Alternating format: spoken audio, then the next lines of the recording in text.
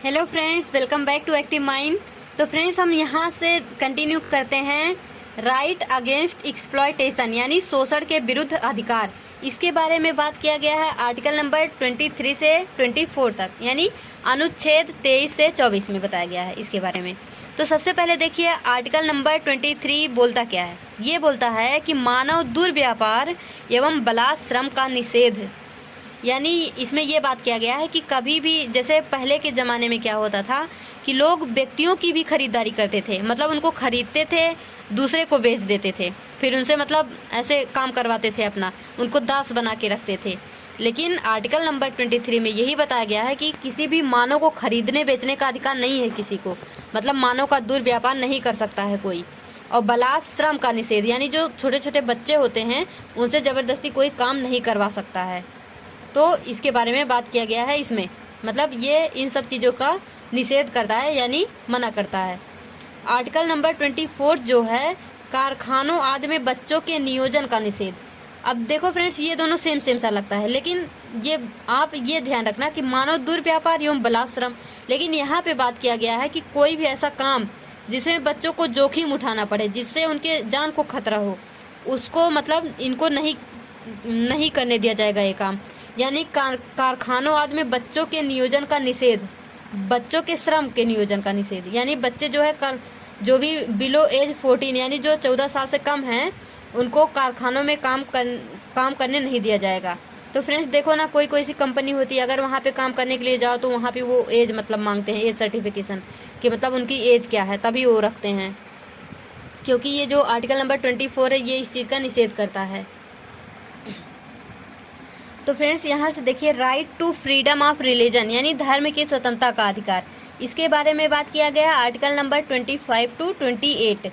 तो यहाँ पे देखिए जो हमारा अनुच्छेद 25 है ये बोलता है कि अंतःकरण की और धर्म के अबाध रूप से मानने, आचरण और प्रचार करने की स्वतंत्रता। यानी कोई भी व्यक्ति किसी भी धर्म का हो, अगर वो किसी भी धर्म को मानना चाहे वो मान सकता है, उसके लिए उसको मतलब स्वतंत्रता है, वो किसी भी धर्म का प्रचार कर सकता है।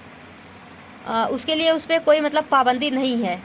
जैसे कोई सा स्कूल होता है ना, वहाँ पे मतलब ज़बरदस्ती कोई, अगर मान लो कोई मुस्लिम बच्चा है और हिंदू कोई भी मतलब संस्कृत उच्चारण करवाया जा रहा है, तो उससे ज़बरदस्ती नहीं कहा जाएगा कि तुम ये करो, ज़रूरी नहीं है। अगर वो करना चाहे करे और अगर नहीं करना चाहे तो नहीं करे, मतलब जहाँ भी ऐसे धर्म विरुद्ध बातें हों। आर्टिकल नंबर 26 ये बोलता है कि धार्मिक मामलों का प्रबंधन करने की स्वतंत्रता, यानी उस धर्म के लोग ही डिसाइड करेंगे कि उस धर्म के बारे में क्या करना है, ये बात है। यहाँ से ध्यान रखना, ये सब धर्म से रिलेटेड है तो थोड़ी थोड़ी सी इसमें अंतर है। यहाँ पे है कि मतलब कोई भी व्यक्ति किसी भी धर्म को मान सकता है, किसी भी धर्म की प्रचार या प्रसार कर सकता है। यहाँ पे है कि धार्मिक मामलों का प्रबंधन जो है उस धर्म के लोग ही करेंगे, मतलब उसके बारे में जो भी करना होगा उस धर्म के लोग ही करेंगे। और आर्टिकल नंबर 27 बोलता है कि किसी भी धर्म के प्रचार के लिए करों का भुगतान न करने की स्वतंत्रता। यानी अगर कोई धर्म के नाम पे आपसे कभी भी कोई मतलब पैसा मांगता है तो ये जो है ये आर्टिकल नंबर 27 उस चीज़ का विरुद्ध, मतलब उस चीज़ के खिलाफ है। यानी कोई भी आपसे किसी भी धर्म के प्रचार के लिए पैसा नहीं मांग सकता है। आर्टिकल नंबर 28 ये बोलता है कि धार्मिक शिक्षा में या धार्मिक उपासना में उपस्थित होने के बारे में स्वतंत्रता। जैसे स्कूलों में ज़्यादातर अगर प्रेयर हो रहा है तो वहाँ पे अगर बच्चे चाहें भाग लें, और अगर चाहें, अगर जैसे उनके धर्म से विरुद्ध है तो वो भाग नहीं भी ले सकते हैं।